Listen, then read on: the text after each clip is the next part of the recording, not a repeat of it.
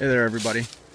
I just wanted to do a video on how words have power, and just an experiment that I did when I was researching, and a while back, and before I researched into quantum physics at all. But this kind of led me to that. I don't know if you guys have heard of Dr. Emoto, but he did this rice experiment where you take 3 like pint jars, mason jars, and you put like a quarter of it with cooked white rice in the bottom of the jar, a quarter of the jar. Then you just fill that up with water up to over the rice a little bit, and then you write a real nice, write love on one jar and write hate on another jar, and then you have another jar that you don't write anything on. And then every day you do this for 30 days. Every day you don't shake them up or anything, you just let them sit there, you don't move them. But every day you go, and the one that says love on it, you give it all, you just talk to it really nice and tell it all kinds of nice things. Just love it like, like it's the best thing in the world. And then the other one that says hate on it, you go and you treat that one the same exact way, except with hate, cuss it out or whatever, however you want to treat it. And then by the end of the 30 days, you'll see that the one that has the hate on it, it gets all nasty and real moldy, and the one that has love on it is, in a lot of cases, it looks like it did when you first put it in there. So it's just a fun experiment to kind of prove how, how words, the vibrations in words, they have meaning, because what it does to the rice. And he also did an experiment, because some people say that the rice, it can have bacteria in it, different kind of bugs or whatever, and that sometimes can make it mold.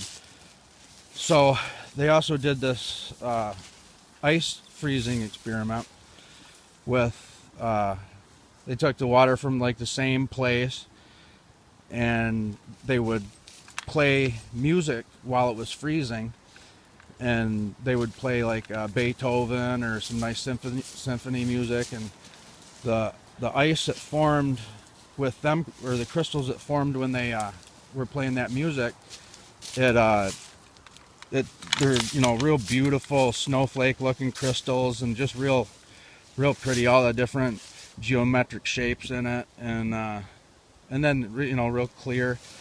And then the ones that they played like heavy metal rock music or something like that, heavy metal or something, and them ones, when they froze, it froze real dark and muddy looking and just ugly. And you can just see the difference in it big time. You guys should check that out. And so that led me into seeing how these vibrations travel through, and then that gets you into quantum physics, and seeing how the quantum grid and how all the vibrations and energy travel through the quantum grid. And so then it led me in, you start seeing how the devil has hacked into the system and used it in a bad way, because of the quantum grid, how you put out energy. Your heart has 5,000 times more energy, puts out 5,000 times more energy than just your mind does. So that's when people, they do this intent thing, and you put your intent behind it and really get into it. Well, that gives the emotion, and that gives it more power to be broadcast into the quantum grid, I suppose. You're pushing a lot more power when you're using your heart. And so you can see how the power of prayer works. A lot of people get together in one place in prayer, and miracles happen. There's lots of documented cases on that kind of stuff. And with the how they hacked into it, is you look and you see what they did with all the the universal law of attraction and the universal law of manifestation and all that, and you basically do the same thing like when you're praying, except you have a different ritual where you would write down what you want, what your intent is, and then you would go speak that out, but so you're using your own power then to do that. You're not using the power through Jesus to do anything. So it's I don't know, just something to think about. I was thinking about that. Thought I'd let you guys know. Now I got to go put the leash on my dogs because I don't think they're going to leave this log. They chased a chipmunk into it. So I will talk to you guys later.